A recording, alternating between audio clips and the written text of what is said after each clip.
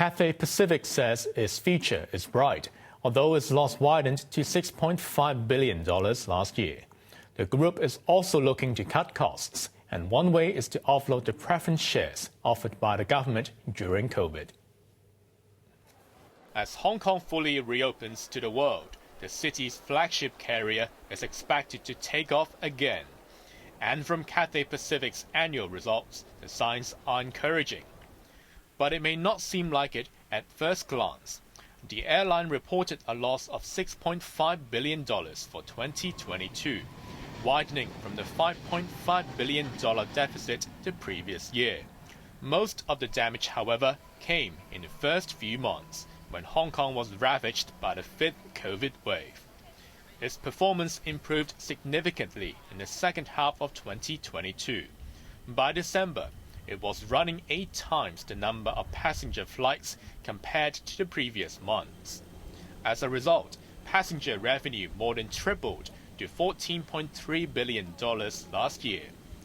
But waning global demand led to a 15% drop in cargo revenue. Total revenue came in at $51 billion, still less than half of pre-COVID levels in 2019. For a long period of time, our passenger capacity was below 5% only, so much so that many of our pilots, their license recency has run out, and now we have to retrain them so that they can be back into action. Cathay was also successful in slashing costs.